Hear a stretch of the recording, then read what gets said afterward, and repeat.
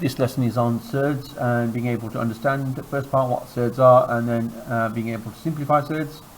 This slide also shows you your equipment list that you'll need and the keywords that will be going through some of these in the lesson. Some of these things like the factor and simplifying you should already know, square roots of numbers, and we'll look at surds and irrational numbers. So firstly, what is a surd? Surd is an irrational root of an integer. What that means is when you square root a number, if you cannot simplify that to the answer to a whole number, then that will be a surd. So an example would be 4, square root of 4. Because 4 is a square number, you can simplify this so that square root of 4 is equal to 2. So you can actually work out the exact answer, which is a whole number. So therefore, square root of 4 is not a surd. Whereas if I use example of square root of 2, now because I could work this out on a calculator, but it'll give me a continuous decimal number. So it'll give me an irrational number. So therefore, this is a surd because it doesn't give me a whole, cannot be simplified to a whole number answer. So here are 3 examples. Square root of 2, which we cannot simplify, so therefore that's a surd. Square root of 25. Now because 25 is a square number, so we can work this out. That becomes that is equal to 5. So therefore this is not a surd because we can simplify it. And square root of 13, again we can say that is a surd because that cannot be simplified to a whole number answer. So what I'd like you to do now is pause this video and write down all the numbers that you can see in here that are surds.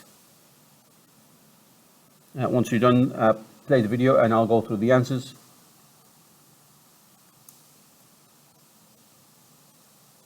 So for these questions, first part, square root of 3 will be a surd. 25 is a square number, so that will be 5.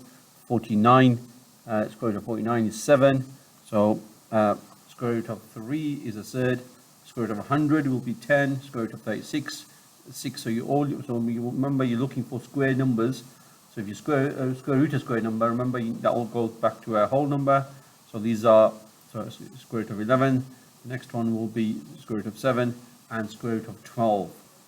All of the others are square numbers.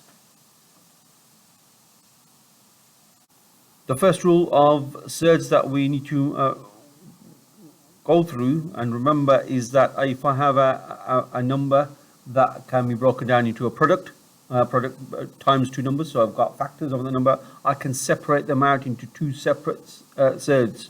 So a surd can be broken down into 2 separate surds where both of these numbers, if I'm will be factors of the original number.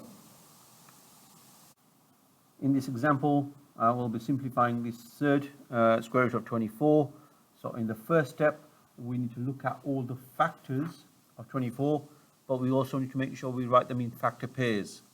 So to get 24, I've got 1 times 24, 2 times 12, 3 times 8, and 4 times 6.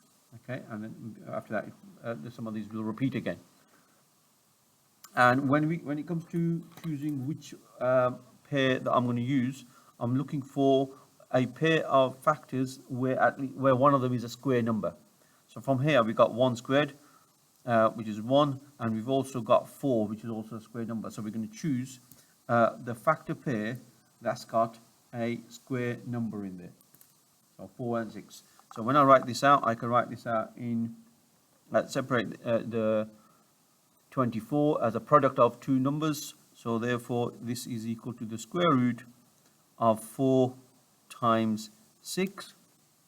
And I can split the square root up. So now I'll end up with 4, square root of 4 times the square root of 6. And then and which parts can I work out? Well, because that's a square number, I can write that down as a whole number. So that's 2 times root 6. And again, like with algebra, I can take out the time sign, so then I'm left with the answer that square root of 24 is equal to 2 root 6.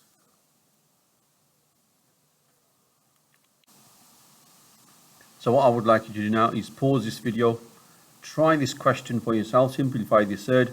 Once you've got your answer, play the video and I'll go through the answer.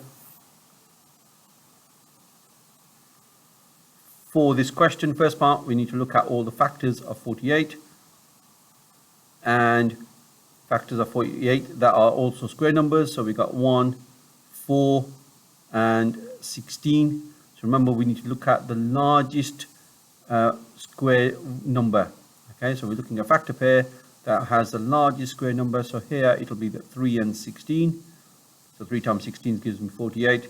So then I can write 48 is equal to square root of 16 times the square root of 3.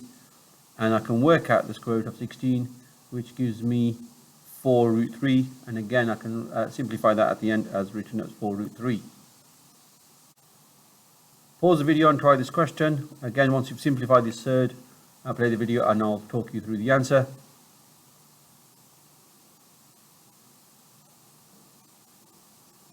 So again, first part, factors of 72, and looking at all the factors that contain square numbers. So 36, 9 and 4 are all the square numbers. But again, remember, you need to make sure you choose the highest square number. So here it'll be 36. So that 72, square root of 72 is equal to root of 36 times root 2. Square root of 36 is equal to 6. So my answer will be 6 root 2. For the main task of this lesson, I would like you to complete 4 questions from the red, where you are simplifying and writing them into one third, and then 4 from the amber, 4 from the green, where you're simplifying them into a simplest third form.